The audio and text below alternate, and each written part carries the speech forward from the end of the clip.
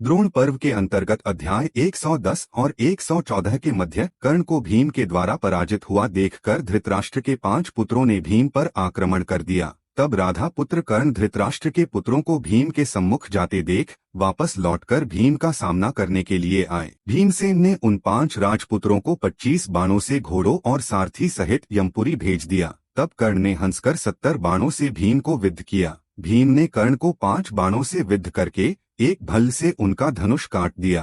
तब कर्ण ने दूसरा धनुष लेकर भीम को अपने बाणों से छिपा दिया, परंतु भीम उनके घोड़े और सारथी को मारकर सिंहनाद करने लगे। अनंतर भीम ने पुनः कर्ण का धनुष काटकर उसका वध करने की इच्छा से सहस्त्रों बाण उसकी ओर चलाए। कर्ण ने भीम के चलाए हुए सब बाणों का अपने बाणों से निवारण करके भीम का कवच काटकर पृथ्वी में गिरा दिया। अनंतर भीम ने क्रुद्ध होकर 9 बाणों से कर्ण को घायल कर दिया। कर्ण को जमीन पर खड़ा हुआ और युद्ध में पराजित और पैदल देख राजा दुर्योधन अपने सैनिकों से बोले, तुम सब मिलकर शीघ्र ही कर्ण की रक्षा करो। तब धृतराष्ट्र के कई पुत्रों ने भीम पर आक्रमण किया। भीमसेन ने धृतराष्ट्र पुत्रों को देख उनके घोड़े, सारथी और ध्वजा सहित मार डाला। तब कर्ण ने दूसरे रथ पर चढ़कर भीम पर आक्रमण किया। कर्ण ने अपने बाणों की वर्षा से भीम को छिपा दिया। इसी प्रकार भीम ने भी अपने बाणों से कर्ण को छिपा दिया। तब राजा दुर्योधन ने अपने भाइयों से कहा, तुम सब लोग भीम से कर्ण की रक्षा करने के लिए जाओ। जब तक भीम कर्ण का नाश नहीं करते हैं,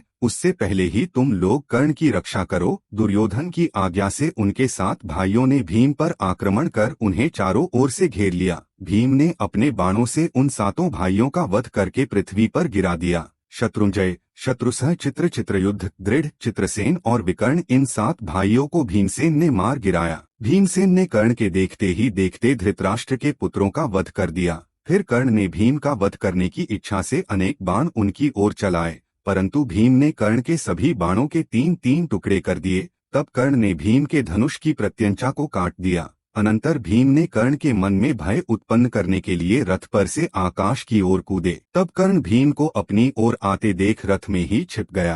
कर्ण की सारी इंद्रियां व्यथित हो गई। कर्ण का भीम के डर से छुप जाने के कारण भीम ने उसे नहीं देखा और कर्ण के रथ की ध्वजा दंड पकड़कर पृथ्वी पर खड़े हुए। भीमसेन धनुष कट जाने और रथहीन होने पर क्षत्रिय धर्म का पालन करते हुए रथ को पीछे छोड़कर युद्ध के लिए पृथ्वी पर खड़े हो गए।